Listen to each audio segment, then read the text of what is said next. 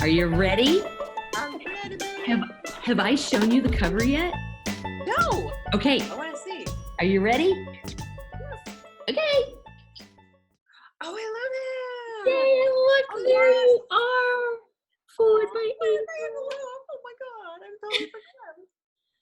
Wow, that's totally different than what you had originally floated before, because it was like the green cover or something like this. I love this. I know. Thanks. No, that's totally, it's very inviting. Thank you very much. Yes. And I like the little green circles at the top. For some reason, it reminds me of like that. It looks like, it kind of makes me think of a green coffee cup stain, which is kind of perfect. right. These are the drawing circles, the templates. Oh, cool. Yeah, Okay. yeah. Yeah, I'm really looking forward to those. Oh, that'll be great.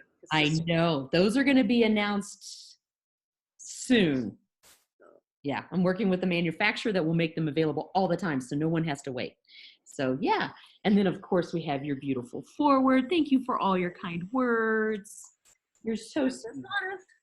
And flipping through all these letters that I know you've mastered because you submitted a piece for the clock face, which is that thick pen, which you did before, didn't you? Did you do that lettering style before? Before what? I don't know. Did I teach it to you, or is that just your natural? I've kind of always done it. You just kind of showed me like some refinements. Yeah. Awesome. Well, it's gorgeous. Can you talk about this piece a little bit? Can I talk about that piece? Well, it was a piece for the airport authority, the Vancouver Airport Authority, and they were having these 2 health days for their people. So it wasn't live graphic reporting. What happened was they sent out these questions and they collected them all from, answers from people, and then I spent some time in the morning actually just kind of clustering them into themes, and then spent the rest of the day just kind of standing there in their atrium drawing these up, and then, so there were 2 days, and one day was like, I can't remember exactly the category, like each day had a slightly different focus. But what are the things that you are doing to sort of maintain a healthy lifestyle in your, I think one of it was, what can we do at the airport to improve conditions for workers and for staff and for customers, right? For everybody. And the other one was like, what will you do? So I kind of created these categories, and then so the big, those letters, the thick and thin ones were the categories, and then all the other stuff around it was some of the details. Which is awesome, right? Because now we're seeing hierarchy, we're seeing style, size, all of that is integrated into that. And these ended up being change management tools, would you say? I don't really know, to tell you the truth. I mean, how did they ultimately use it? I know that they displayed them during their big fair, like sort of their health and wellness fair. Nice. And, I always hope that clients actually use them, but you never really know unless you work very closely with the client. Right. Well, it's a beautiful piece. I'm so happy to have it in the book. And I have a surprise for you. What? There are 2 books. So that we've got the grayscale book that has this cover, and Neuland is publishing a full color book that will have your work in full color. Oh, what? With a totally different cover. Yes. So, yay! I want both. Well, I will send you a copy of this as soon as they come in the mail, I'd say in a few weeks. And then, the other one you'd have to get it from Neuland, but yay! That's exciting. Yes, and there'll be... You talked about hierarchy and stuff, and that's a huge thing for me, because I just feel like that's the way you organize information. And of course, remember that I was a book and a magazine designer, so I looked at all there. I mean, you have the A head and the B head and the text and the call-outs and everything. So that all comes from my days as a book and magazine designer. Yeah, absolutely. So, talk more about that. Let's hear a little bit more about your lettering journey. My lettering journey, my lettering journey. I started writing on the walls in my bedroom, and my mother didn't like that when I was 4 years old. But and I just was always a lettering geek. I taught myself how to write when I was very small, and I spent a lot of time like working on lettering. I changed my handwriting when I was 18 because I wanted my handwriting to be nicer. I mean, it was nice. I just wanted a different style, And the high school story about how I graduated high school, because I lettered some signs for my high school counselor after failing guidance, because I didn't want to enter stupid classes. Yes, you've told the full story Yeah, in that Lettering with story. the Yeah. Masters, So, which but I learned, I just liked lettering. I found it relaxed me. I used to take out this book from the library as a kid, The Art of Freehand Lettering. I can't find it. I thought it would be really fun to buy that book, but it's doesn't. nowhere to be found. I looked it up, Wow. and it's like nowhere to be found. And they had 4 categories: serif, sans serif, script, and Old English. So Right. in the day, I used to be able to do Old English lettering too, which of course is extremely useful for graphic recording. Um, It can be but fun every once in a while, right? yeah, but it taught me, taught me the Yeah. discipline of lettering, and then in art school, I did a lot of typography, and it was my Mhm. best subject. Mhm.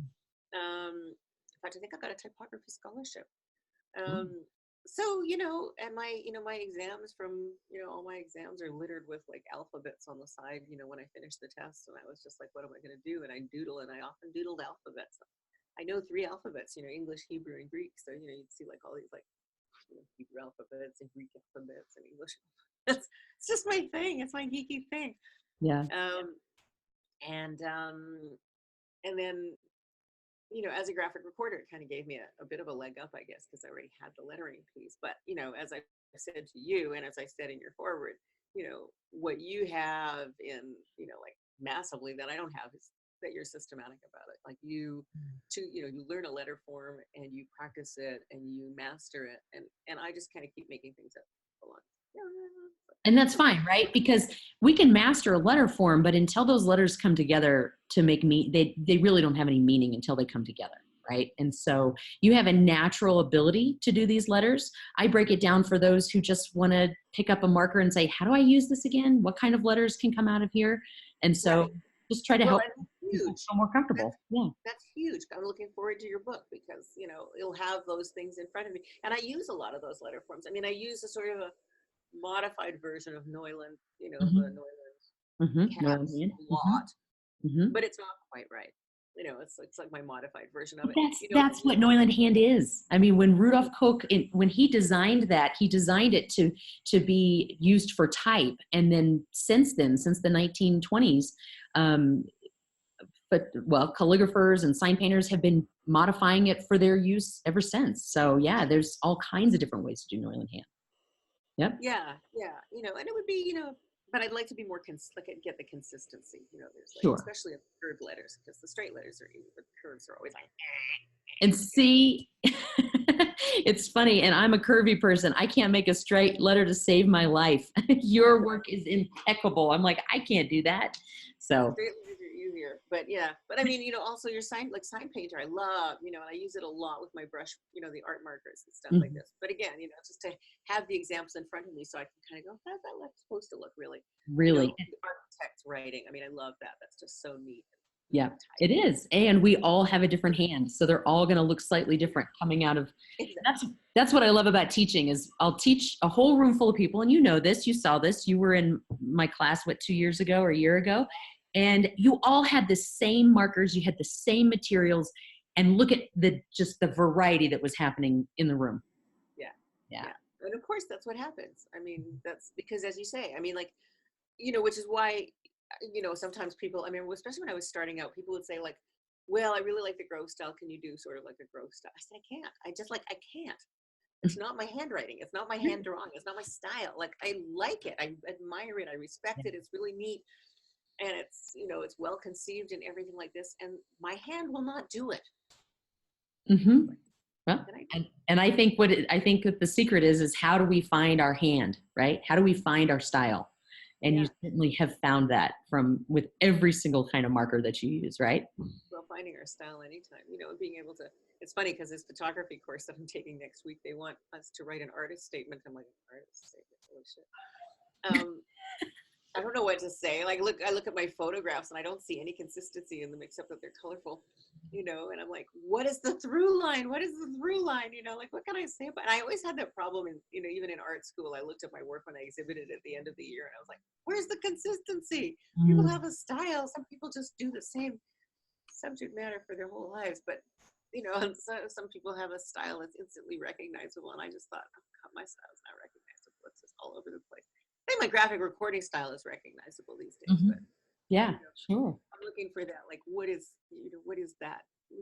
where's the me? Like, what is it? So it takes time to develop, but you might consider talking about your work and then graphic recording what you're saying. Maybe While your I'm talking? Yeah, maybe your artist statement is a graphic recording. Oh my God. Oh my God. I don't know if my brain functions on that many levels at once anymore. No, record it now and then like record your voice and then later record what you said, like graphic record what Oh, you I see. maybe you can find the through line that way. Right. Anyway, Forget so somebody else. thank you, Avril. Your words are so kind. They're so wonderful. And thank you for joining me on this lettering journey because I've learned so much from you in the process. And I'm so glad you were part of the Lettering with the Masters last year. That is still available and it's still one of my favorite episodes because we got to see all the facets of Avril in an hour. All the lettering facets. That was crazy. You shared so much. Thank you. It was so much fun. Thank you for asking me. Thank you for asking me to do your forward. I was very honored. I mean, there was just like no way I would say no to an The honor queen like of that. lettering, yes. What? I said the queen of lettering, yes. I had to ask. Thank you for accepting it. Yeah, you'll learn more about that in the book when you read Avril's foreword. She talks a little bit about the queen of lettering and what that means. Thank you, Avril. Thank you. Can't wait to get the book. All right. I'm so excited to have my friends Amy Sparks and Tina Abert here today so we can talk about my new book, Lettering Journey, and their incredible contribution to the book. So they each were there in May and tested a lot of my lettering styles, and they actually tested all of the lettering styles in the book. Like they're the first ones that actually got to see the book and were so wonderful through the whole crazy process. But I want to talk to each one of you about your contribution and the pieces that are featured in the book. So who would like to go first? All right, Tina. I will. Sure. All right. Well, first and foremost, congratulations. I am so excited that this book is launched. What an exciting project. It's been a long journey, and you two have been there from the very, very beginning. So thank you for that. I want to just note that Tina's piece comes from the very first chapter, Brick. And I love this piece. I'm going to let you talk about it first because I don't want to steal thunder, but I want to say a few things about it too. So tell us about this piece that you submitted for the book. Well, it happened about a year ago, and I was practicing Brick because I was in one of Heather's online learning classes, and I thought, oh, how do I feel when I'm lettering? What's a word that would describe it? And the only thing that came out of my head was supercalifragilisticexpialidocious. Like, how perfect is that? That's how I feel when I letter. So Heather was heading off to UViz, and I was a little sad I couldn't be there. So I thought, what fun, I'm going to make Heather a card. And I just literally whipped this out in about 15 minutes. And I took all of the big ones I owned, and I just kind of put them in a color order.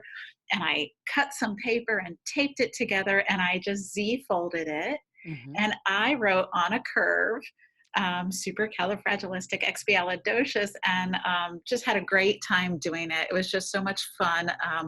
It's like a big takeaway of Heather's class. Like, she's so excited about lettering that I'm like, practice, that's sort of boring. So I've been writing letters and cards to people for about a year now, and I was just so happy to make something fun for Heather. I just wanted it to be like a silly surprise before heading to UViz. So it was just this simple little spontaneous card, and I had a great time doing it. I love it. And I still have it today. It's somewhere on my desk, somewhere. And yeah, so you also outlined it too. Were you using a No.One or a FineOne round nib? FineOne outliner. I used that and my big ones, and trying to remember, I think I drew with the fat one. I draw the line, the curved line, which it's been a wonderful tip. I use it on a lot of my graphic recording charts, is draw that big curved line first. Yeah. And that's a nice baseline. So then you can go in and you can practice your letter forms and put them on slight angles. And as soon as I got this, I pulled it out, and I did kind of, trying to think of how that worked. I did kind of try to make it look wavy. and I put it behind my couch, and I took this picture just with my iPhone, and it was as long as my couch. Like, it's huge. It's this huge piece. And then it folds down into like just a little A2 size envelope or 5x7 envelope or something like that. It's, yeah, it's crazy. And you spelled it right. Like, I even spell checked it as soon as I got it. Oh, I looked it up on Google. I will admit. Yeah, I did look it up. But still, it's a long word to spell correctly. And I will say, when I went to the post office to mail it, because it was a little thicker than a normal letter. Yeah, it's thick. The person working at the post office was so delighted to see something that wasn't a boring letter. So now the woman working there was like excited. So it's just fun to kind of like spruce up your mail, write letters to people. Yeah, and your envelope was awesome too, because you drew a map and everything. Oh, that's right. I forgot about that. Yeah. And a little Viking hat on the back. So yeah, no, that was fantastic. And I love getting fan mail, and I usually always write back or send a present. Oh, it's true. I have my wall of like handwritten letters that I get from friends and colleagues. So it's like, whenever it's handwritten, it's worth keeping. It's something special. And it's like, you know, we practice all the time, and that can be frustrating and limited, but to be able to like make a sign, make a card, it's just a more fun way to work on your letter forms. Totally. Put it into practice. That's the way we improve. Thank you so much, Tina. That was such a great gift and such a wonderful piece to include in the book too. And so, Amy, your signature style, which you've been so great at from the very beginning, is architect. And while I don't go through the details of architect in the book, I do cover it in the book for a couple of reasons. I was inspired because while I was on the road, I did develop the lettering style. And I actually got to see the Price Water Tower in Bartlesville, Oklahoma, which is the only skyscraper that was designed by Frank Lloyd Wright. And so I loved that. But I do talk a little bit about the attributes and included your piece so that people could really see it being used, right? So this piece right here. So tell us a little bit about this piece, maybe a little bit about your process, and why architect? I like architect for a few reasons, but one of them is that conceptually it matches the whole theme of this piece. So this was part of a whole day of science communications training. And at the end of the day, there were 4 students that presented their thesis in 3 minutes. And so imagine taking a whole thesis, reducing it down to 3 minutes. This is part of a competitive process. Right. And then graphic recording the 3-minute talk, which is way too fast to actually graphic record. Right. So I did the titles all in advance and thought I'd throw in a little bit of wonky script along to balance it. And the piece of the learning architect that Heather really helped me understand was that it's a square letter. Like I kind of did architect without understanding it. Yeah. But once you explained the square letter thing, it kind of revolutionized my ability to do it and do it well. So I like it. I can use different weights of markers to make it look good. What I love about this is the entire chart is in architect, with the exception of, yes, you've got a few script letters, which are great because they're of and the, so it really helps the rest of the text stand out so that it's not this, you know, block of color or a block of text, but that you can scale it, right? So it can go all the way from a title to subtitle to the fine print to, you know, the really small stuff as well. So yeah, awesome. I love it. Thank you so much for being a part of that. Do you have anything else to add about this particular piece? This is about germs, right? Oh, can you read the title? It's crazy. Yeah, this is probably the longest title I've ever heard on a graphic recording. The influence of the strength of drug-polymer interactions on the stability of amorphous pharmaceuticals. You can't ask for a better title than that. Right. I definitely want to see that talk. Actually, honestly, I'm glad it's 3 minutes. It's kind of bizarre when you graphic record. I've done essentially 8 of these 3-minute thesis presentations. And the way that I do them is because it's competition, it's on YouTube. so I can watch the videos ahead of time, Right. because really you can't do anything good in 3 minutes. So I'll spend 2 days just trying to figure out exactly what I'm going to draw in what order. Mhm. So it's not really graphic recording. It's a combination of lots of preparation and then Mhm. really fast live recording. Right. Because the Absolutely. thing is, I never really know, even though they've done it as a competition, sometimes they'll be there and they'll change it. And Yeah. so I can do the title ahead safely, but the rest Yeah. I really do have to do live. So Yeah, no, I totally get that. I was graphic recording the other day and I thought, you know what? I'm not going to write down the title because it says the 5 things I learned from. And I was like, but I kind of have to. So I did. And at the closer to the end, she goes, and the 6th thing, and everybody looked at me. And then I went back and I was like, it's okay. I can add a number 6. This isn't hard. And then she goes, and actually there's going to be a 7th and an AB. And so my feeling is write it out anyway. It's okay that it's a mistake, because if people are really paying attention, they're going to remember that talk, right. especially if there's a mistake. And I don't And mind. it's not your mistake. It's like, yes, and here's This more. is what happened. So I love it. What a beautiful contribution. So I'd love to hear from the two of you about your lettering journey and how lettering has served an important part of your work as a visual practitioner. I can dive in because it's been pivotal for me. And it all started with Heather. I have to say, I was at the IFVP conference in DC, Mm-hmm. and my good buddy Carolyn Ellis from Canada was like, you have to go to this workshop. So I signed up, and gosh, it was jam packed. They were kicking people out of the room, but it was my first exposure to Heather, and not only her enthusiasm, but her like wonderful way of explaining and breaking everything down and then letting you get it in your hand and going up to the wall. And it was just really turned me on to like the role of lettering in graphic recording, because we are working so quickly that Mm-hmm. your lettering really can be the rock star of your chart. And I don't have a very strong illustration background or visual background. And so I was like, wow, what would happen if I really put some extra time and energy into my lettering? And then not that much later, I saw online there was going to be this class, Level Up Your Lettering. And I signed up, and I think I've taken every single online course that Heather has offered. And I've gone to the Twin Cities where Amy is, where Heather came and did a workshop, and that was fantastic. And then, yes, I even went all the way to Europe to take a class with Heather when she did her lettering tour in Europe. And I have to say, I always get something out of every single interaction, and it brings me joy. It makes me happy. And if I could show what my graphic recording used to look like and what it looks like now, is night and day.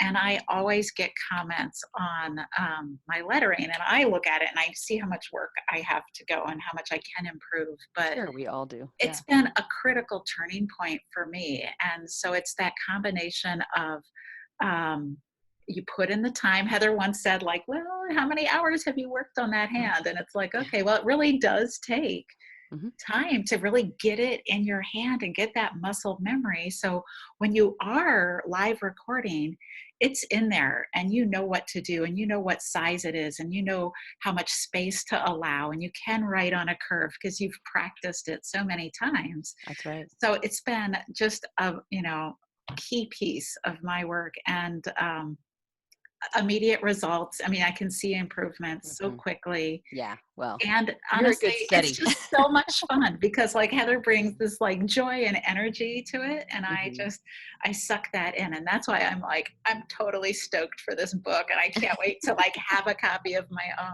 So. Well, you'll get your copy. Both of you, I'll send them to you as soon as they come in next week. So you have them hopefully by the launch. But I want to thank you for saying that. And I think now that I've taught for a couple of years, I can actually honestly say that I believe that the investment that people are making, even though it feels like it takes a long time, is worth it. Because if you're going to be a graphic recorder for 5 or 6 years anyway, why not focus on your lettering? And in a year or even less for some of you, you're going to feel confident. You're going to have some lettering styles you can use right away, and you're going to be well on your way. So you can focus on other things, on drawing, on synthesizing, on facilitation, on whatever it is that the client or the group needs. This is very basic it's just letters. We've been writing them since we were little, right? But you've taken it to a whole new level, a whole new level. Well, and I have to say, it's not just learning a specific style of lettering or a hand that what really opened up for me was like understanding color, understanding balance, how to break down words and lay them out. So it's not just like this rote method of learning certain letter forms, but it's how it all starts to come together, how they dance and have personality, and how you can, you know, but learning about color theory and layout. That's just really like, and I just show it in relation. Yeah, and I just show it in relationship to how I use it with lettering. There are a lot of practitioners out there that can show color theory and composition and things like that too. And for me, it's just, here's another little trick to put in your toolkit. So thank you. Awesome. Amy, can you share with us about your lettering journey? Well, I started the same place as Tina, which is kind of amazing because we didn't pay attention to each other back then. Didn't realize we knew each other because we were so taken with you, Heather, that we weren't even conscious of each other. Maybe. I don't know what the story is. Amy had that beautiful stack of fabric behind her when she would log on to class every time. When Heather said, "Oh, do you know Amy?" I'm like, "Is she that lady with the," there it is. That's what I remember of Amy. It's like she has that beautiful fabric behind her.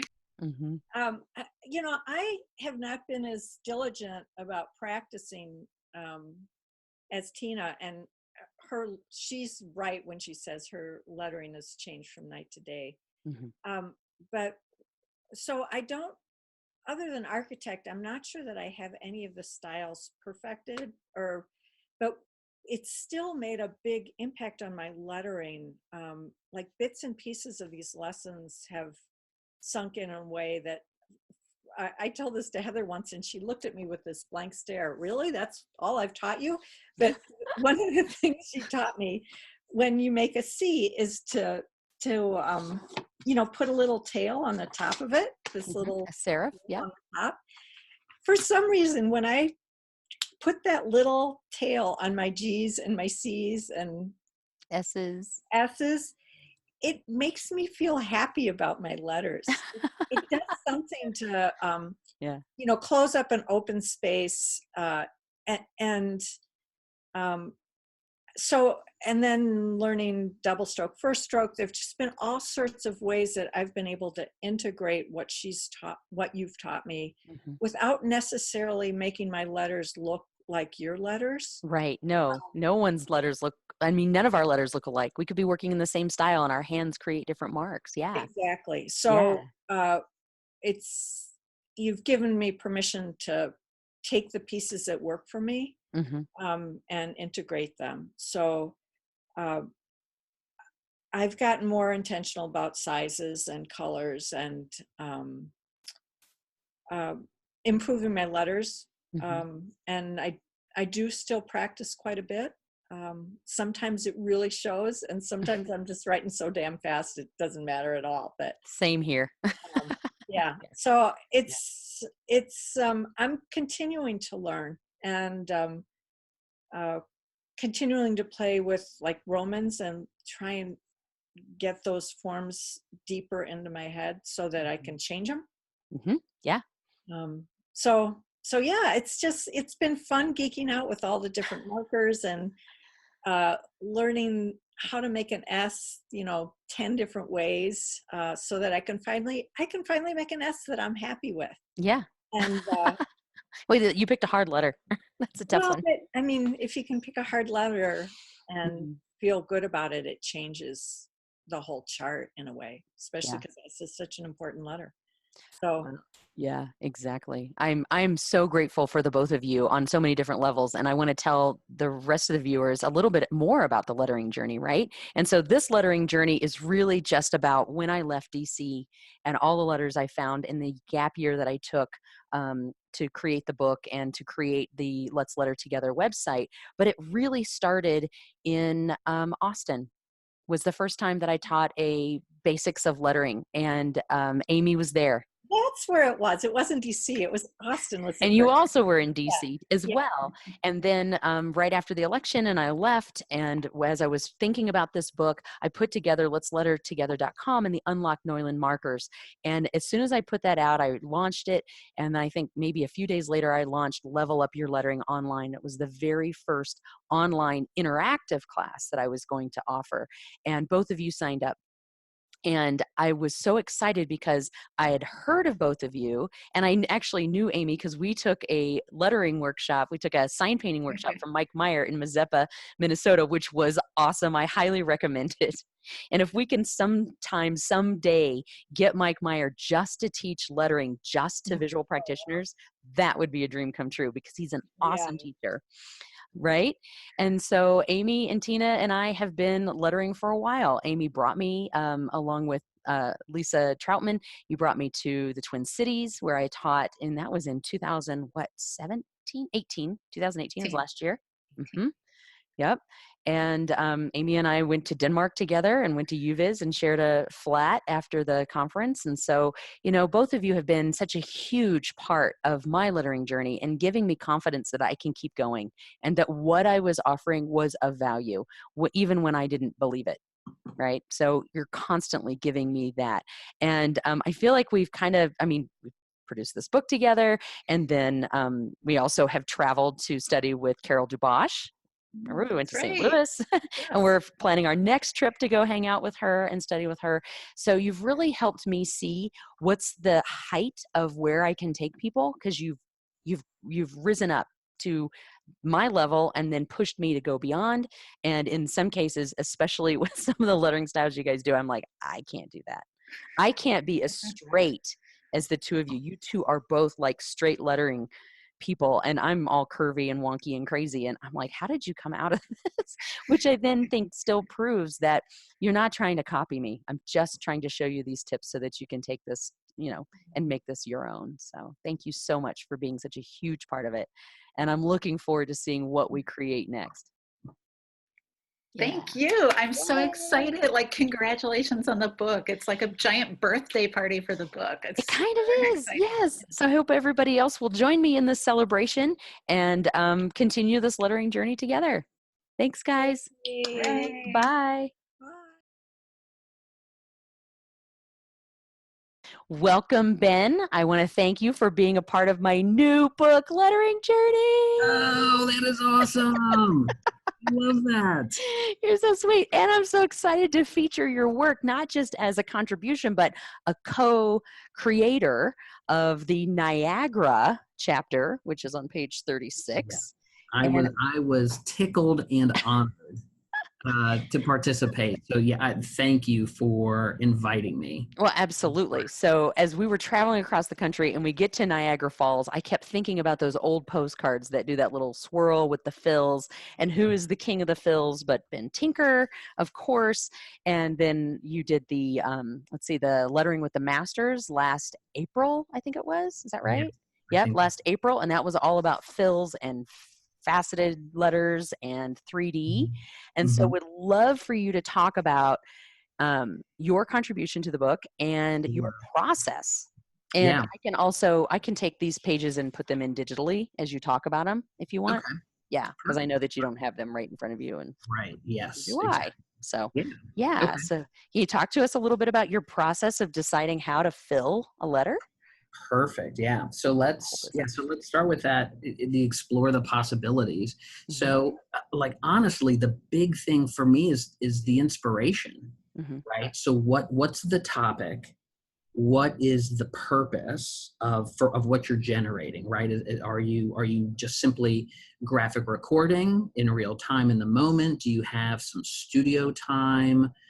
Because this is something that's ultimately going to be digitized and turned into a studio product. Do you have prep time before the graphic recording? And so maybe you can pencil in some concepts before you show up live in the room, to sort of, to speed up your process.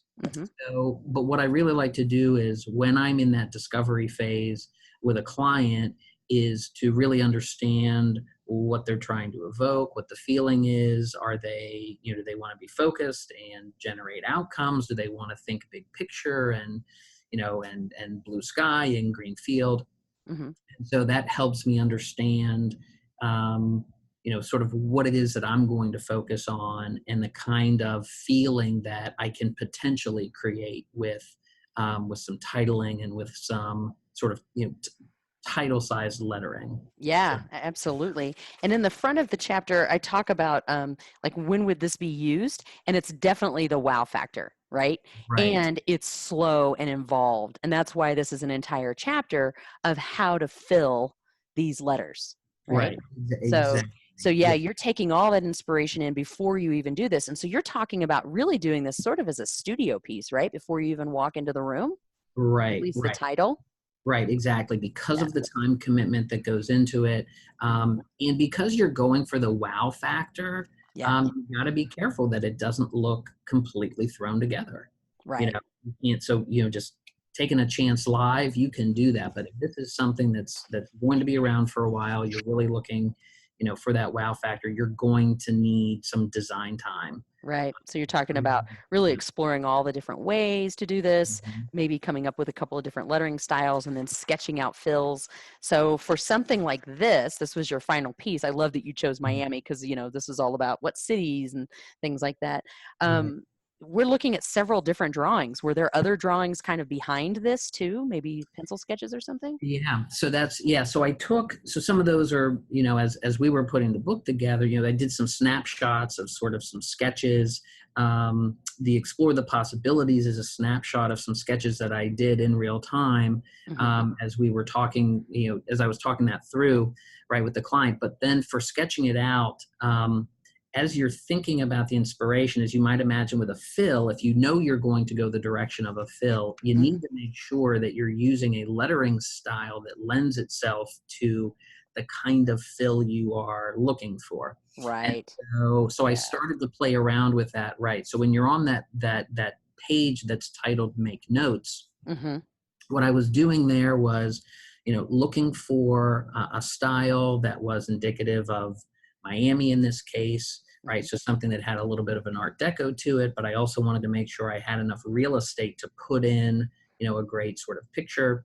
And then as you move through the inspiration sketches into the Make Notes, I knew I wanted to have some kind of a beachy theme. And so I wanted to have a large, wide open canvas to be able to go in and sketch in something that really worked.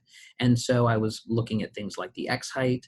I was looking at the style of the drop shadow. How large did it need to be? And I was thinking about some of the gaps in the letters that we had there. And then were there any features that were in the letter, any features in the tableau that I wanted to create that would potentially be hindered by the shape of the letter? Right. Right. Yeah. Well, this worked out great. I mean, you did such a wonderful job with the M's because these could have been a lot of lines, but you just opened all of that up. Same with the A.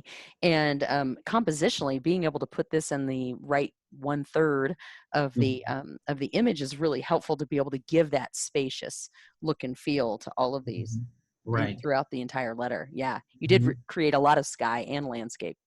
Right. Yeah. And that's, and that was part of what I was thinking about was, when you think about, there's a lot of different attributes to a place like Miami, but the thing I wanted to focus on here was the beach and the sunlight and the warmth. And so, so anyways, it was a great topic to be able to work with. Yeah, awesome. Well, I'm so glad you were part of the book. So glad that you've been a part of my journey because we've worked and done a lot of lettering together, including sign painter style and things like that. But can you tell us a little bit more about your lettering journey and how you got into lettering and maybe how it plays an important role in your work today as a visual practitioner? Sure. Yeah. I really started focusing on lettering at a young age. I took a calligraphy class when I was in kindergarten, just I could just see your little hands. Enjoyed writing. I know. Yeah, it wasn't beautiful, but I tell you what. But it was really. That sounds like it's such an early age, but there are things that I learned during that class that I still remember to this day.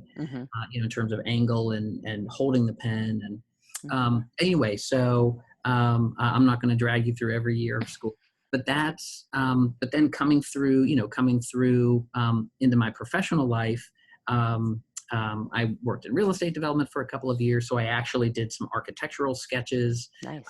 And so that was a really great excuse to really kind of hone my architectural, my architecture hand for that. And then as I moved into the world of graphic facilitation and graphic recording, having differentiated lettering styles to help draw attention to different levels of information, something that, like with the class that I did for lettering with the masters, that's having the right kind of titles to draw your attention to the right kinds of content, but then also having very nice, clean and crisp content at that lower level where you're really trying to capture some of the detail that's coming out of sessions with clients is really important, and being able to get that down legibly and quickly, as you know, is so critical. Yeah. So I've been really focused on that, and I still study now. So I have a class next week, really a hand lettering class that I'm really looking forward to. Yeah. And of course, working with professionals like you, so to really consistently up my game. Well, it was really fun always lettering with you and some of the different lettering styles that we came up with. Would you mind sharing with the viewers, only because I know this about you? You had your own lettering style when you were, I think it was in the third or fourth grade, was it? Oh, yes. What was that called? So, Splash. Is that what you're thinking of? Yeah. So that was, so I grew up in an era where, rap was coming into style. And so myself and one or two of my friends, we were on the breakdancing team. And so all you got to do is say, I'm on the breakdancing team and I need to have the right kind of lettering to go with that. So I was drawing graffiti letter forms with, since my, that was my thing, Splash. I had, all my letters looked like they had water dripping off of them. And so that was definitely an inspiration early on that really just got me thinking differently about letter form. So it's really funny to think about how such an early experience is something that influences your work. Yeah, well, I love that. And I think out of that, we were making some kind of strange Frankenstein looking lettering style. At one point, we were talking about that, the top heavy and then coming down to a narrow point and that kind of thing. And it's inspired my scary lettering style I do with the little bitty FineOne and stuff like that. And you've always been an inspiration. So I want to just point people your way on a couple of things. Ben definitely did the lettering with the masters last April. So you can find that either get that as a single session download on my Gumroad page, Gumroad/corporate graffiti art. And then also you can get the whole session on my website, Let's Letter Together. And one of the things that I would say about Ben that he's just impeccable at, because I come from a place of use a larger marker to write a bigger letter to actually write the letter. And Ben knows how to compose letters. And he breaks down in that session each of the letters in the alphabet, which lines to start with and how to scale to whatever size you want, no matter how big you're going, but how to compose it from that one line. And you broke it down so incredibly. It's so practical, but also pretty scientific about how you got to that place. And I highly recommend that session for knowing how to compose letters, to actually construct them, I should say, right? So you're constructing a letter, writing the outline of a letter accurately. And so that was such an excellent session. And then check out my Instagram feed where I put his letter S. I set it to some porn music because it's so beautiful. It's all nice and slow and sexy. Ben is the only person that I've met that can make a one-stroke letter S in Sign Painter. And those of you that know me, I teach you 5 strokes, and then we break it down to 2. But I haven't been successfully able to make a one-stroke letter S. But I have hope, Heather. I have hope. Yeah. Well, we have more lettering to work on together, but I'm so glad that you were able to join us today on the launch and to help me launch the book. And anybody who's interested, definitely check out Ben's chapter and check out the Lettering with the Masters session and reach out to Ben if you want more lettering tips. I'm sure he'd be happy to share. So anything else you'd like to add? Anything else I would like to add? I'm excited for the project, and I really look forward to the next projects because I know there are more coming. Yeah, so, there are. Great. I'm really excited to stay tuned into what you're doing. Excellent. And one last question. What's your favorite letter to write in your favorite lettering style? Ooh, Sign Painter S is. I love it. I will tell you that your G has inspired me so much. Yeah, it's really influenced me. Sign Painter G, but just your regular architect G. You've got the best G out there. Thanks. G's fun too. I like the swoop with some action on the end. That's it. The G is a big swoop with some action in the middle, and then the S kind of has a little tail. That's right. All right. We could geek out all day. We could. Thanks, Ben. Thanks, Heather. All right. Take care. All right. Take care. Take care, everybody. Are you ready for this? Ta-da! Aww. So this new book, Lettering Journey, features your work. Thank you so much. I'm so glad I got in there before those other people did. And you have a special section because yours is on the hierarchy page. And so tell us a little bit about this piece that you created and submitted for the book. Well, it came out of coming to work with Heather and work with you on the lettering workshop. And what you told us to do was really to take away our learnings and to put that into place. So for me, I did that as a hierarchy chart. And I captured everything that I felt that I'd learned. So that was partly lettering, but it was also the lessons that you taught us. Some of those were kind of philosophical things about the way you approach letters, and then some really pragmatic teachings about form and practice and style. So I used different lettering styles. I started with Neuland hand because that works so well in a big title. I loved the fact that you showed us how to get a consistent curve. My work is very curvy, so that worked really well for me. Good. I loved you showed us how to layer different types of lettering, and you used that in your excuse me, we have some thunder there. Wow. So I love seeing how you layered different lettering styles on top of each other. So I wanted to show the contrast of different styles and also different colors. So you can see the dark of the learnings against the lighter lettering. I wanted to have examples of different styles so that I could reference that at a glance and have that in my workroom, so that before I went to any job, I would have like a quick look at it, get inspired, and kind of arm myself with those styles. Yeah, that's like having your own lettering library, right? It was my lettering library, absolutely. Yeah. You can see I've got some alphabets and other places I've just used them in the titles. Yep, that's great. Thank you so much. I love showing this. I actually use this as an example in my other workshops since UViz. Yeah, so glad you were able to join us in UViz, and I use this all the time as an example to other students, and then they go, whoa, that's awesome. And then I remind them that this wasn't the one that you actually made at UViz, was it? You went home and made another one. That's correct, yeah. I went home and made another one, yeah, because then I'd had some time and some space. And that's the one I have up. Yeah. Awesome. And you said you still refer to it? Yeah, definitely. Absolutely. Good. So tell me a little bit about, and share with our viewers a little bit about your lettering journey. When did you first get more conscious about your lettering and want to improve upon it?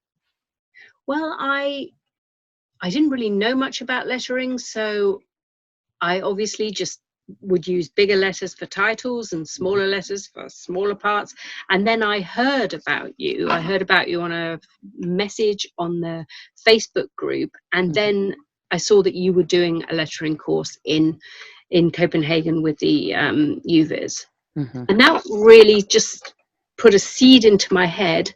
And I hadn't really thought that you could learn it in a very pragmatic, practical way. So I was really excited to be given the tools, because I'd learned about approaching the work, but to be able to learn about one piece of the display and work really hard on that was really exciting for me. Cool. Good. Thank you. Yeah.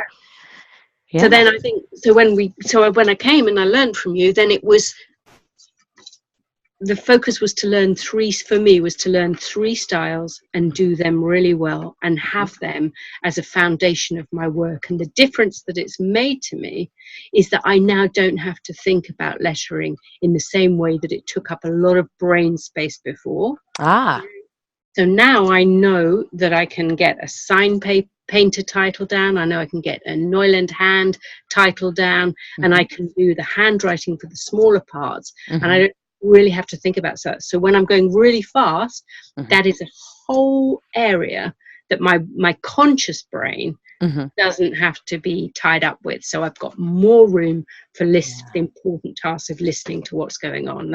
That's made a fundamental and brilliant difference. And of course, my lettering looks much better as well. I didn't pay her to say this, people. She's good all on her own. But I certainly have enjoyed working with you both at UViz, and then of course that led to you bringing me to Europe and to England to London for those. Well, we offer two two-day workshops there. So thank you for hosting me there. Wow. It just set the whole tone for the whole European tour. It was amazing. And we sent us a lot, and I got to learn it twice more, which was fantastic. That's helpful, isn't it? It is, because you're doing it. It's because it's a doing practice. So you get to see more and learn more. So it is your leveling up thing. Well, I've really enjoyed watching your letters grow and improve, and even with each hand, you seem to focus on one at a time and then just go for it until you've got it. And you certainly do have the Neuland hand and sign painter and the script. The brush script. You've certainly gotten those in your style. So thank you. I appreciate it. Thank you. Thank you for being a part of the book, for being a part of my lettering journey.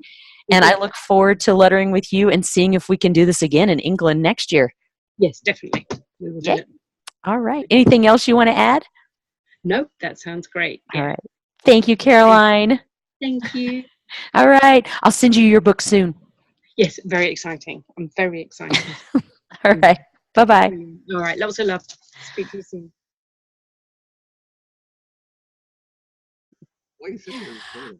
I want to introduce to you my new book. Yay, Lettering Journey. Crowd goes wild. Look at that. Look at that. You look great. There's your glasses and everything. That's awesome. Do you know what inspired this cover? No. What inspired it? Come on, you were there. I was there through a lot of things. What was that? Was that the thing that we did in Durango? Yes. So when you guys came to Durango, I was standing over, I think it was Lauren. I was standing over Lauren and she was writing on the floor. And I went, I really love that composition. Yeah. So I used that as inspiration for the cover. Very cool. I love it. Yay. Yay. And you, my friend, are featured on page.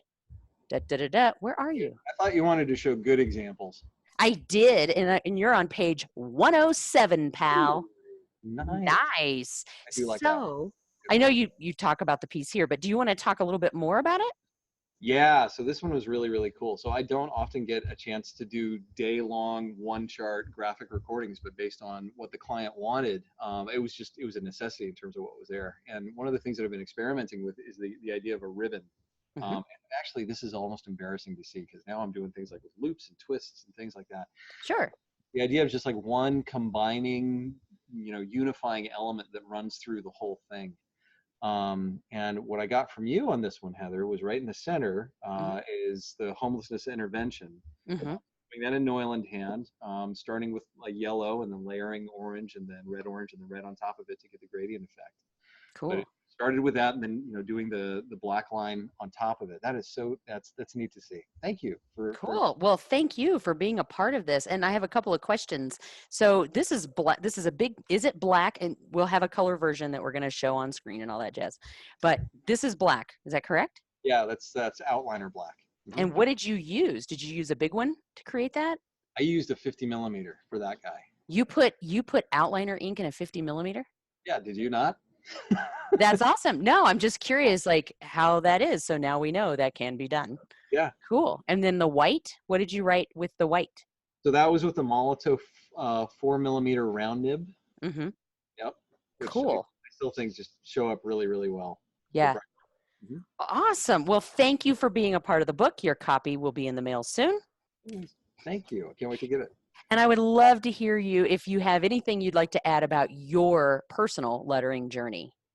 Yeah, sure. So, I mean, I think I started the same way that everybody else does, which is just translating your handwriting up to the chart, you know, the printed chart, the large chart up there.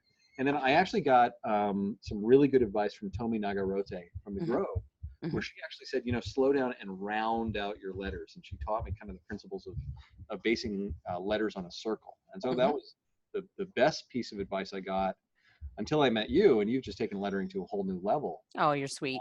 No, I'm serious. I mean, you're taking these amazing fonts and hands and translating them to, maybe we should pause. Sure. Okay. Sounds good. We like to ask Dad questions when he's on the phone because he'll just say yes to anything. You know, I do have a little sign, but they tend to ignore it. I need to get you to. You know, it's just the way that you've taken letter forms and translated them so they're easy to put onto a big chart. Well, you've rocked my world from the first time you asked me, wait, you hold your marker like that? Yeah. And then now every single time you take one of my lettering styles, then every time you take one of my lettering styles and then it shows up in the world, I'm like, wow, look at what he's done. So thank you for doing that. There's like many, many levels of translation. I love that you've made it your own. Well, and ditto that. I mean, I love what people say now when they take a look at my lettering. They'll come up to me, they're like, hey, what font is that? Mm-hmm. It's my hand, you know, but I can't speak semi-intelligently about it. Like, this is architect's hand, and this is called Neuland hand, and this is, you know, sign painter and all that. So you really added the tools to the toolbox.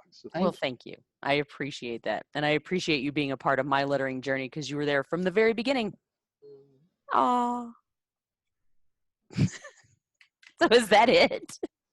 I don't know. What else you got? We can just end it there. We can end it there. Good. I loved how there was like the plumber walking in and out and all that stuff. Is that okay? If it's your video, man. I mean, okay. What do you got? Okay. What do I got? Yeah, yeah. Do you want to do this? Yeah, but what do you got going on first? So I just got done with the call for digital scribing. That was awesome. I'm sending out copies of my book, so you will get yours.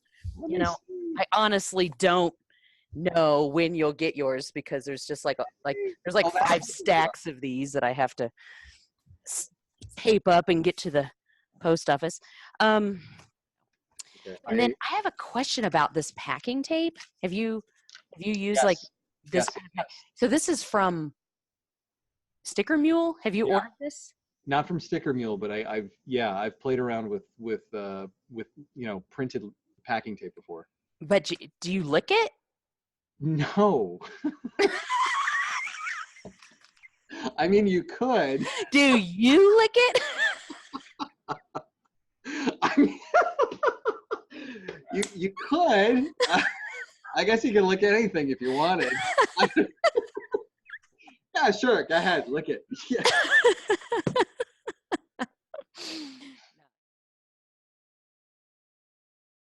All right. I'm so excited to talk to you, Birgit, and to show you the copy of my new book, which I know you saw when I came through Amsterdam. I'm so glad you were a part of Level Up Your Lettering. And I wanted to talk today a little bit about your contribution, this piece that you created here using the FineOne hack. and talk a little bit about your lettering journey. So can you tell us a little bit about this particular piece? Great. Yeah, it looks even better in color. It sure does. Yeah, I made this for, it's like a welcome poster for the people who attended my basic visualization workshop. Mm-hmm. And I make a different poster each time for every workshop because I personalize it. The names of the people are on there. Oh, nice. And, yeah. Yeah, with the little stars. And when they come in, they introduce themselves and I introduce myself and I mark the little stars so I can see they're there and they can see their name. And so they feel welcome. And at the same time, they take a look at the letters and they take a look at the poster and they see what is possible with the visualization, with the letters, with the little people, the colors, the drawings. And they feel inspired. They just came in, they're 1 minute and it sets the tone for them for like, wow, is this possible? And they often ask me like, can we do this too at the end of the workshop? And I tell them, yeah, of course. Come on, we're gonna learn a lot today. So it's a really nice, energetic welcome and practical as well. Yeah, I love it. I love seeing how lettering is being used practically in our work, and that's why I have examples throughout the book. But I want to just show people, and maybe you have one nearby too. Oops, what that particular hack is. Oh, I don't have it. No, I have the empty one. Oh yeah, there you go. You've got the big one. You've got the really big one. That's the 50 millimeter. Yeah, the smaller one. Yep, exactly. And I actually used it with the normal big one. Oh, okay. With this one and the 2 pencils. That's right. That's so cool. And so yet you created that welcome piece here. Yeah. And another piece I love about it is the shape that you made. This is a lettering style that I've never used or thought of. And I was like, wow, check out how she was able to fit all of that onto a flip chart using that cool shape. Yeah, it was actually quite an experiment.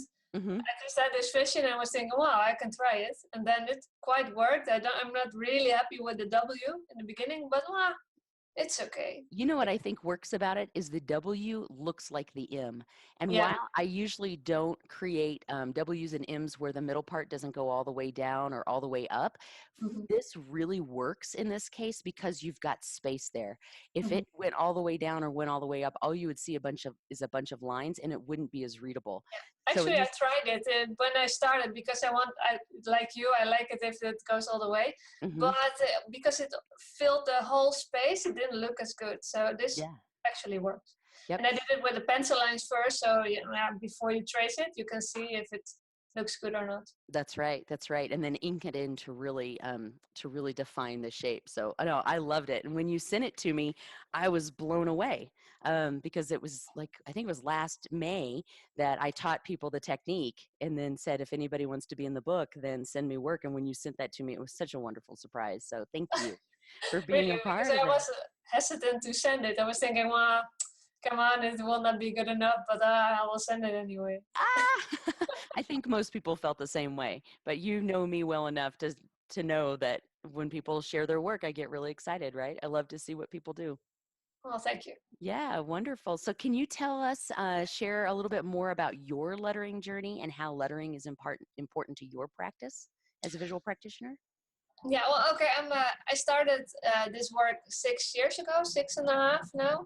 And what I do mostly is graphic recording, so live visual summaries.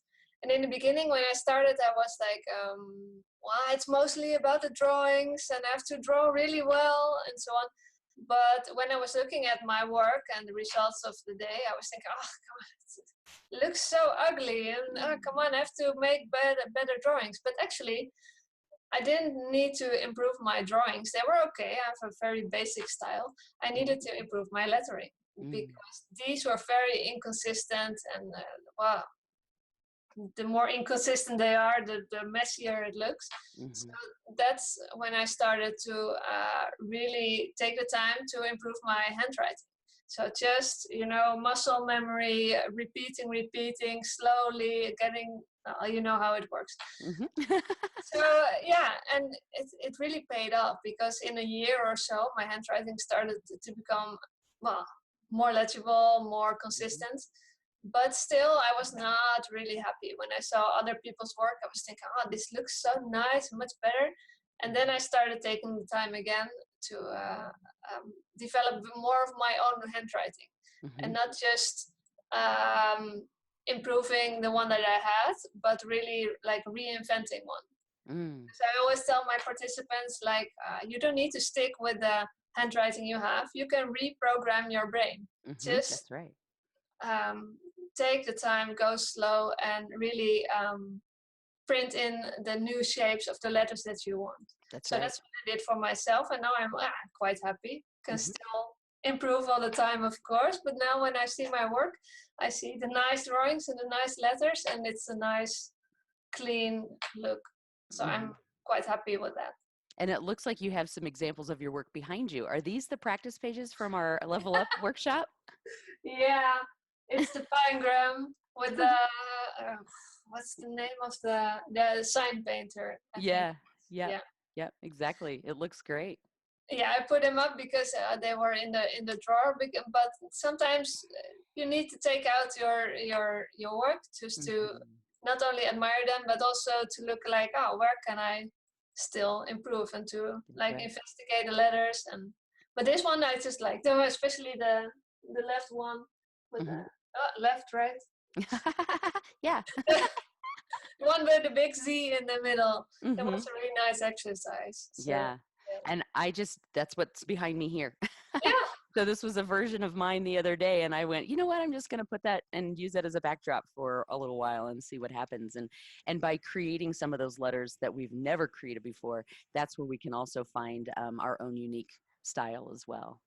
Yeah, and that's so important, I think, because we can all like learn sign painter and architect, but the great thing is to have, to twist it into your own style. So we all have, so you can see like, this is hers, this is mine. And Yep. That's what I love about that workshop is we all go in, we're using the exact same tools.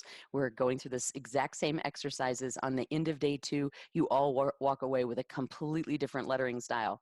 And it's like, how did that happen? And it just happens so quickly. So yeah, it was a lot of fun. Yeah. Good. I'm so glad you were able to join us. And I'm so happy to have you as part of the Lettering Journey book. And I hope everyone else can learn from this opportunity and continue to learn from you as well. And you teach classes as well, right?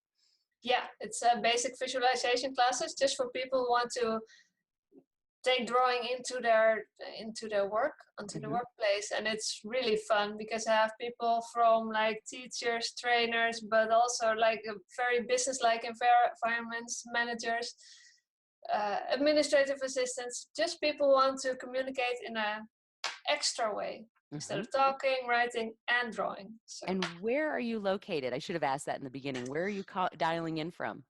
Oh, I'm from the Netherlands. So I'm based in Uithoorn, but I work everywhere. So where do you teach? Do you teach where you live, or do you travel and teach? Actually, I have this place that I rent for my open workshop, so everyone can join, and it's at an orchard. With they grow pears, but they also have like a very friendly, nice, cozy place where I put all my my Neuland boards, and then I teach the workshop there. But I also go to companies if they have their own space, and then we use the windows and the tables and the walls. Wow. So yeah, Wonderful. I go everywhere. Wonderful. And if people want to learn more, where do they need to go? Do you have a website or some place that they can visit to see your work? Yeah, you can go to birgitsmit.com. birgit.smit.com, and that's my website. You can see examples of my work, and you also click through the dates for the open workshops or contact me for whatever opportunity. Wonderful. Well, thank you, Birgit, for dialing in and helping me promote such a wonderful, I hope this is going to be a wonderful contribution to the field, and for being a part of my lettering journey. I've enjoyed lettering with you. Well, thank you very much for creating the book. I'm looking forward to watching it and reading it and sharing it with all the people around me. Thank you. Awesome. Thank you. Bye-bye. Bye. I want to welcome Tamar Harel. to the call because she is one of the contributors of my new book, Lettering Journey. Thank you, Tamar, for joining in today and helping me with my book launch. Thank you for the invitation. Yes, and thank you for submitting to the book. So we found each other, I think, on Facebook or something. You were practicing and sending me some of your practice sheets. Yeah? I think I started tagging you. Is that, whenever I would use the architect font. That's right. So there's so there's a very short intro in the book about Architect, and of course there's the online course and your piece that you contributed. Yay! So can you tell us a little bit about this piece, what inspired it, and what made you think of using Architect for it? Okay, I'll start from the end. Okay.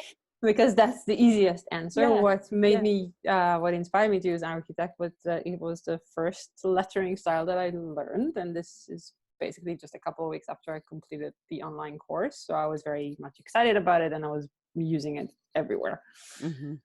So that's the first part of the question. Second part of the question is that this piece was requested by a fellow facilitator who happens to be my partner. And he saw all of those other posters I was working with Architect the weeks before. Mm-hmm. And he needed a poster for a 4-day program he was going to facilitate in South Africa. Wow. And where he wanted to have the levels of listening model as a centerpiece that they can go back to throughout the 4 days. Because the entire program was based on this model. Got it. Wonderful. And tell us a little bit about your lettering journey, how lettering fits in your life as a visual practitioner. I know, so I want to let people know, not only did you take the online course, but you've also taken my Level Up Your Lettering in-person course. You joined us in Amsterdam. Yes. Yeah. So I remember being in EU Viz meeting in Brussels, and that is probably May 2017, and someone mentioned your name, and then I was like, I've never heard the name Avril Martinez, I'm gonna look into that. And then I started Googling, I found your website, I found the pool of resources that you put online, and for me it just hit home. Because as a visual practitioner, I've always felt much more drawn to text rather than to illustrations. And in a way, I've learned illustrations in order to complement the text that I used for capturing. But I've always felt that it's quite limited. I only had my handwriting. Everyone would say that it looks good, but I would get bored of using it. So when I found your website, it was just... this is what I've been looking for, and I didn't know that it existed. So I started with Architect, and then I went to Neuland, and then I did Sign Painter. And you're also recording in multiple languages, right? Not just English. I record mostly in English, but I am a Hebrew speaker. That's my mother tongue, so I do a bit of recording in Hebrew as well. And I've started working on adapting Architect to Hebrew, and it's still in a process. Nice. Well, I want to talk to you more about that because I'm partnering with people all over the world using the different lettering styles in different languages. So let's talk more about that. I'm coming out with a whole bunch of, I think it'd be fun to create either courses or zines or something if you're interested. Of course. Yeah. Awesome. Cool. Well, great. And any last words or any projects that you're working on that you want to share with everyone? Well, transforming Architect into Hebrew is definitely one of them. Huge. I'm actually working now on recreating that same poster that is in the book, and I am working on adding more lettering styles to my own portfolio. Awesome. Well, it was great having you in the class and watching you use the brush marker and the big one and the fat one in both Hebrew and English, and working with your own style too. And you actually have a style that's in you. I don't know if you see it yet, but it's there and it's starting to come out. And so I love working with people, especially people that like you, that you're already great at lettering when you come in. And then all of a sudden people don't even know you're a student of mine because you've gone off and done really great other things with it. So that's awesome. Thank you. Thank you. Yeah. All right. Thanks for being a part of the book and a part of today's book launch. Thank you so much, Tamar. Have a great time. All right. So can we talk about your lettering journey? Sure, I'd love to. Really? Yeah. Do we start at the beginning? Well, we already Or did. do we start on the journey? Where in the journey would you like to start? Does it include your incredible contribution to my book? Yeah, let's do that. Yeah. Sure. Well, Heather, I'm truly excited about your book, and it's a pleasure to be featured in your book. And I am glad to share with you my lettering journey and how my variety of styles have come to be. This is beautiful, Trent. So how many variations of what, I don't know what you call this lettering style. In my book, it's called National Parks, and it's based on Art Deco. But how many different versions of that do you think are in this particular example? You know, as I scan this particular example, I think I have about 3 different examples listed here. And, you know, not all of them necessarily coincide with the National Park or the Art Deco-based type of lettering. But certainly there's some, you can see where some of those references are pulled in. And one of the things that I attempt to do with all of my pieces is really get a sense of the topic and really get a sense of the customer and stakeholders for whom I'm producing the piece. So, you know, if this particular topic had been HIV, STD awareness, which isn't an area in which I work, you know, the look and feel might have been very different. If this had been for, let's say, some other public health type of issue, the look and feel would be different. In this case, we're talking about technology, artificial intelligence, machine learning, and employing this to achieve a very specific role in national security. So it kind of called for this bolder, stronger type of Art Deco type of theme. Now, I know that sometimes when people hear Art Deco, they think, well, that's, you know, decades ago. That's not new. That's not modern. And I'm trying to bring it into the modern age because I think it still has that timelessness and that classic feel. Yeah, it's And elegant. It's graphic. Yeah. It is, and it's very strong. You mentioned the national parks, and I think Art Deco is useful there, not only because it has that classical heritage to it, but the national parks themselves are bold and expansive and powerful places. And so in this particular piece, you can see the primary titles and then the smaller, I guess I call subtitles, try to draw upon that Art Deco type of style. Very stylized and clean. Yeah, and then you see, you know, the traditional hand-drawn italicized uppercase text in the orange boxes, which are really meant just, you know, those are the narrative. Those are the captions, if you will, that take people through the piece here itself. Absolutely. So say a little bit more about the actual, if you don't mind, a little bit about the creation of this piece. Was this a live graphic recording? Was this a digitized piece that was used as a handout later? Sure. So this piece draws upon a presentation given at a conference in 2017. And I was not actually at the conference. This particular presentation was available on YouTube. I know the speaker, I know the organization, so I went back and watched the presentation. And it was actually a 1 hour and 10-minute presentation. Wow. And so I've tried to encapsulate the primary talking points into this one piece. And I stepped back and I listened to the presentation, watched it, took notes, highlighted those main themes and some of the terminology, and then got down to the creative process. From a development standpoint, this entire piece was sketched as one entire drawing in black and white. And so none of this was, the only part of this that was done by computer or using computer is actually the color fill. And there are different spots where I might have used a paintbrush tool in Photoshop or somewhere like that. So, like on the face and the shadows and that kind of thing. Yeah, in the shadows, you can see that the character in the lower right has kind of a little bit of shadow around the nose and the jawline. And so that's where I would have used Photoshop or something along those lines. Right.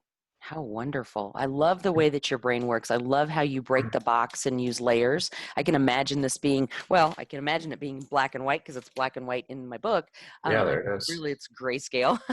But yes, I can imagine seeing this in black and white, and then how you've gone into to do the color. And one of the things that I love about your work most is that you're able to capture the main points for the viewer. So while I do appreciate graphic recording in the moment, what you're able to do, and actually you do this a lot in the moment as well, is to be able to capture those high points so that it can be read by those who are outside of the room. I know that graphic recording is for those who are inside of the room, but oftentimes our work could grow legs and go beyond the room and become a helpful change management tool or communication tool. And I think that's something that you're very strong at doing.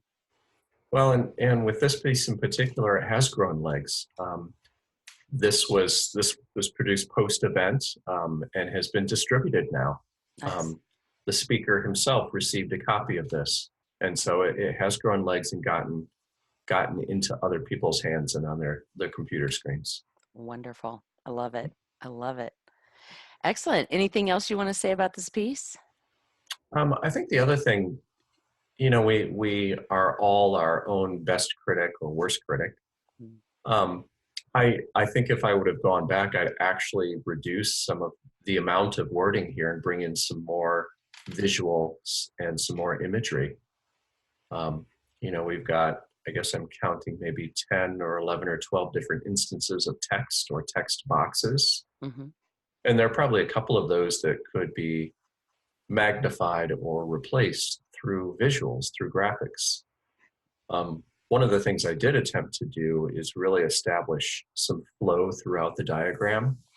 And while the letters are italicized, with kind of then pushed to the right, I'm hoping that when someone reads this, they really follow kind of a Z pattern through that title to the upper right, through the 3 colored circles, then down to the lower left where it talks about Project Maven, and then all the way over to the far right where we've got some taglines there.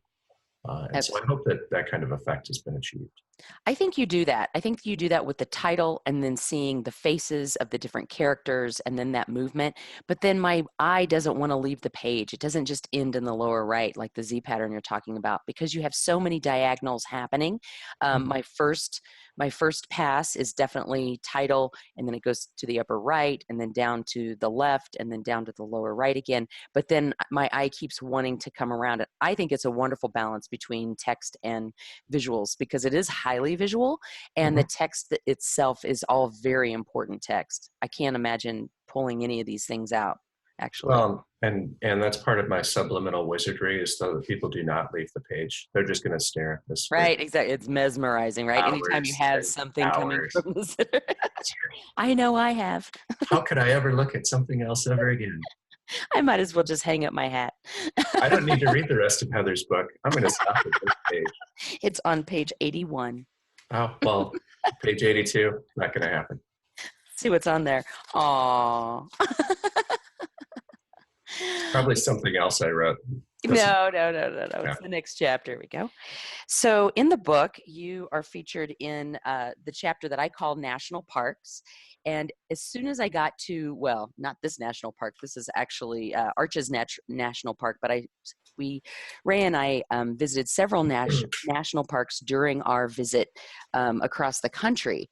And of course, as I was writing up the attributes, I thought to myself, wow, Trent has done something very similar to this. And it was about that time that I asked you to be in the Lettering with the Masters series, because I thought, well, I just loved your lettering, but I thought, is there any way he could do something that is sort of that Art Deco feel? And that's exactly what you did. You shared with us 4 different lettering styles in that session. I think it was about an hour and a half long session. And you also shared your comic book style that you do. that's uppercase and lowercase. And then after that, I went, okay, we've got to be able to pull some of this into the book. So you shared that piece that you just went over. And I'd love to hear a little bit more about your lettering journey. How has lettering been a part of your practice as a visual practitioner? And how do you feel it, like, how does it fit in, and how have you grown? Yeah, well, thank you.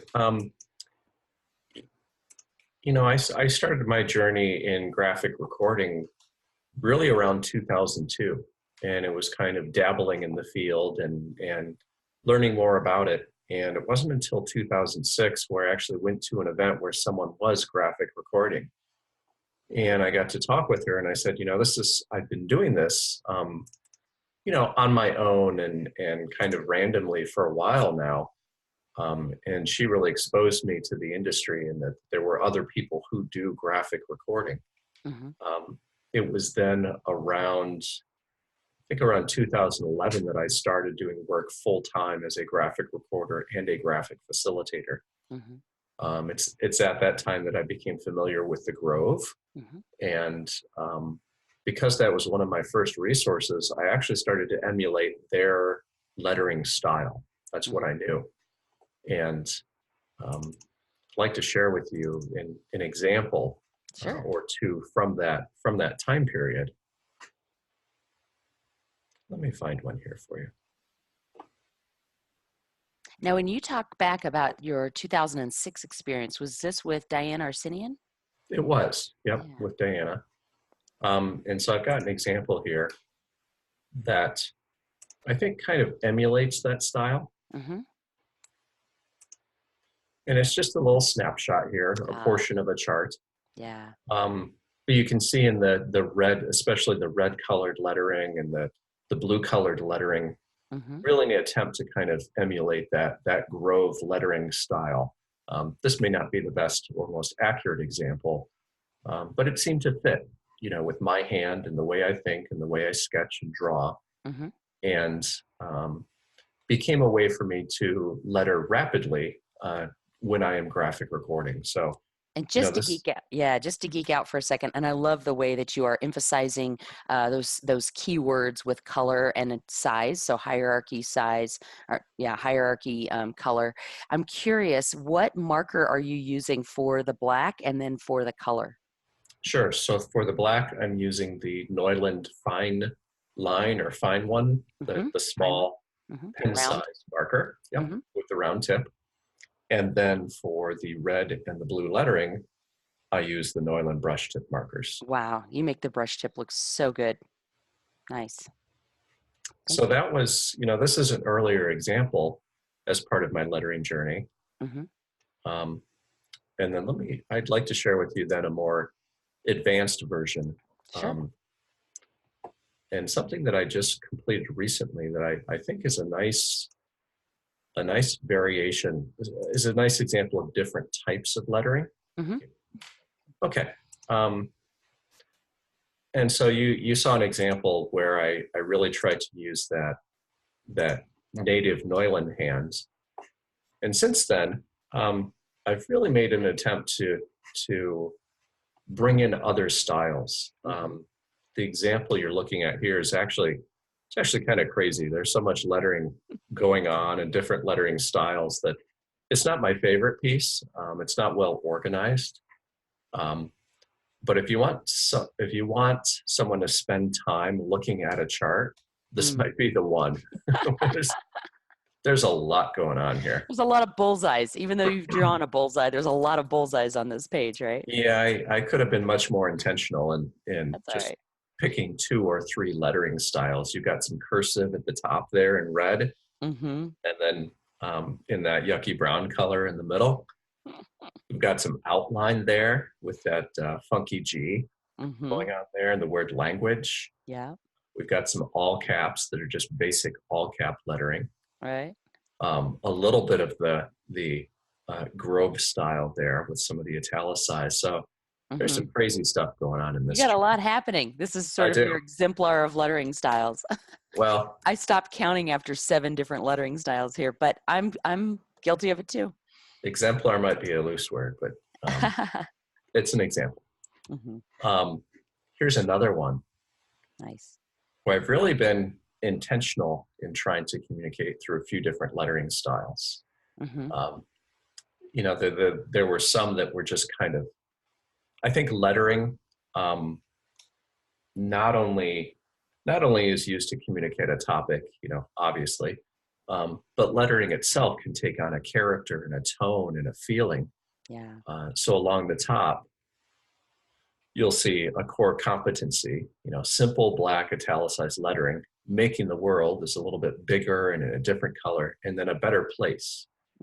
And that curved tone there that gives it a much more aspirational feel. You see down in the lower left of this one, the words implicit bias. Right. Because that's, you know, a very powerful topic, a very strong topic, and one that is treated with a very serious tone. And so, you know, it seemed natural to convey it that way. Yeah. And then to the lower right, we talk about poverty and social and economic justice. We talk about we the people.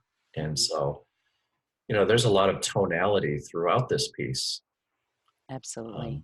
And even in the title in the upper left, I hadn't thought about this before, but equity, all bold, all caps, you know, important, strong topic. Diversity equally is important, but diversity can be a very colorful word. And so, you know, I chose this upper and lowercase type of font. And then inclusion in and of itself is exciting, interesting, fun. Yeah, it is. I feel like the diversity really dances. It's got some variety in it, and the inclusion feels accessible. I feel like I could write this, even if I can't. I just feel like I can. It's an accessible looking lettering style. So very nice. Thanks. Yeah. All right. Again, you know, an attempt here to really convey tone through lettering. Yep. Yeah, this is really nice, Trent. And then there's one more. Yeah. I love the layout. I love these little vignettes and how they connect to each other, showing how the conversation is portrayed. It's just, you have a lot of eye candy. Now, a lot of sense. Yeah, and I know our topic here is to talk about lettering, but one of the things I want to point out with these graphic recordings is these are graphic recordings that were not actually done live. There are times where my clients ask me to attend every breakout session and every keynote that are part of a conference. Right. And so what I'm doing then is creating topically based graphic recordings and not ones that feature a specific presenter. So in this case, there were 3 or 4 different presentations on physical activity. I had to take notes. I took visual notes. And then during a lunch break, during a coffee break, at the end of the day, I came back and added my notes from all of those presentations to this one chart. I see. Yeah. And so it's something that grows and develops over a conference. And that gives me then the ability to step back and think, how do I want to write the words heart disease and diabetes? And how do I want to write the words inviting and safe? It's different than standing there at the wall and listening to one keynote speaker and sketching out their presentation. And this goes back to what I was saying before. You have such nicely composed pieces that can live outside of the room. And so they're very well executed. It's easy for the viewer to read and to get the information that they need. And again, I hope these continue to have legs because I think they're wonderful examples of the power that visuals can have in communication. This is fantastic. And this is still a lot. So how long was this conference? Because you've shown us 5 or 6 charts so far. Yeah, let me see. There may be another one in here. No, I don't think there are. It was That's a lot. That's a lot of work. Yeah, these were 5 charts over a 1 day and a half. Wow. Wow, fantastic. And if you think about a conference, you've got 4 or 5 keynotes, you've got 4 different breakout sessions where you've got 3 presentations per session. So I'm going to one for 20 minutes and going to the next one for 20 minutes and going to another one for 20 minutes. Yep. It's a lot of content to pull into 5 charts. And that's where, as graphic recorders and professional listers, we have to make the choice as to, what stands out, what's most important, and what gets incorporated into these final notes that essentially become the record of the conference. Absolutely. Absolutely.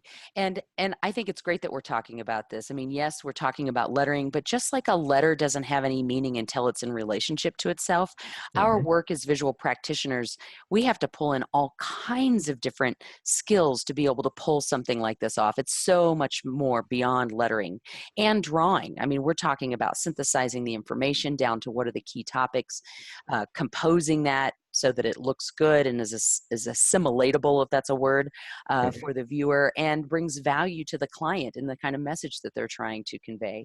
And here it's obvious that you're listening to all of these different topics and then applying that in such a visual way. So thank you for sharing this. I know that some of my most popular sessions with the masters and with other visual practitioners have been hearing how they've come to create what they've created. And people really enjoy hearing that. So thank you so much for sharing not only an incredible contribution to my new book, but also your work and where it is today. So that was a recent event, the Choices 2019? It was this spring. Yeah. Well, it's been incredible to watch you in your lettering journey. I've had such a fun time lettering with you, Trent, and I appreciate you collaborating with me on this activity and also lettering with the masters, and I hope we can letter together more in the future. I look forward to continuing the lettering journey with you. Yay! Thanks, Trent. Thank you. Okay, we can cut now. Now, what do you want to talk about? I have one other example I'll share. Okay, we can have like an after show. Actually, this one was I love this one. This particular speaker.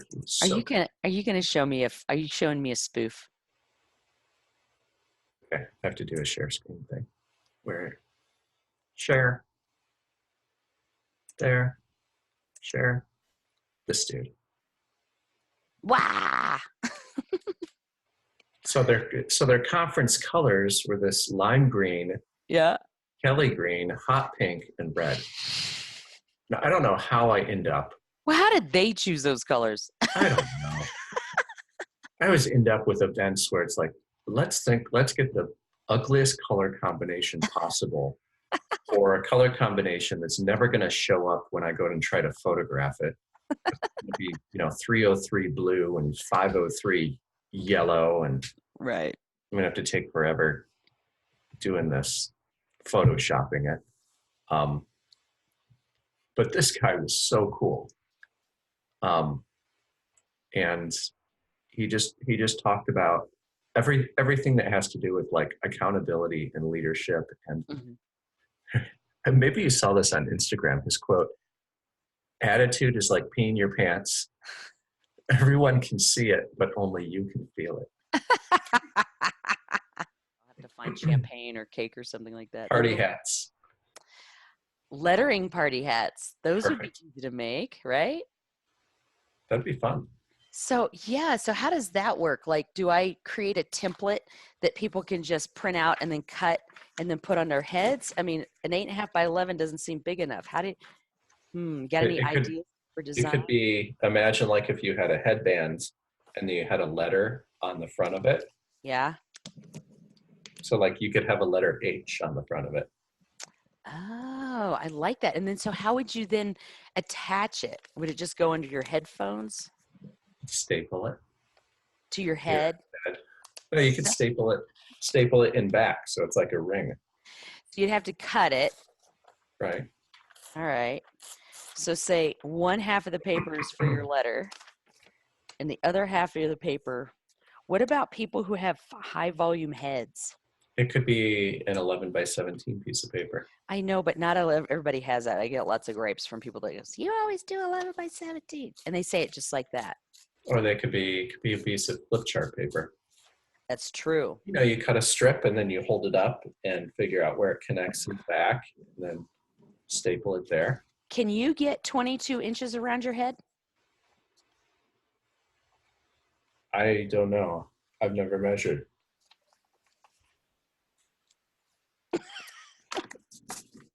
Okay, this is an 8.5 by 11.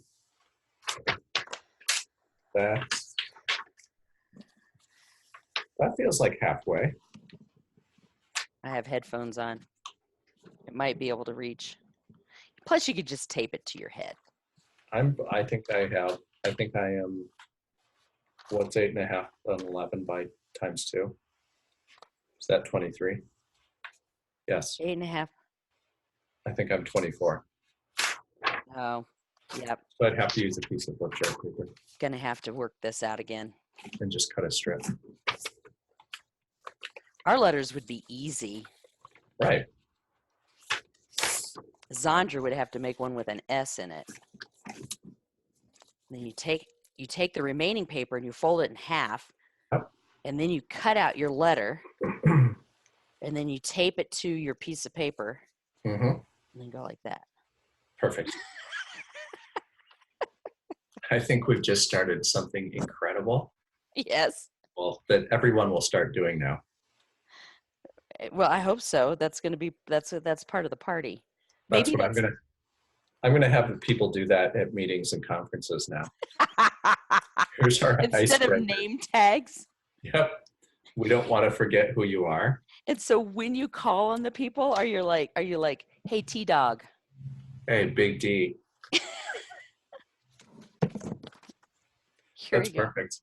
Yeah, and then you can decorate it however you want with markers or sparkles or That's whatever. right. It can be a crown. That's right. It is. Yours looks like kind of medieval. Why? Like it's something Thor would wear. Why? Because it's like a superhero crown. Like you should.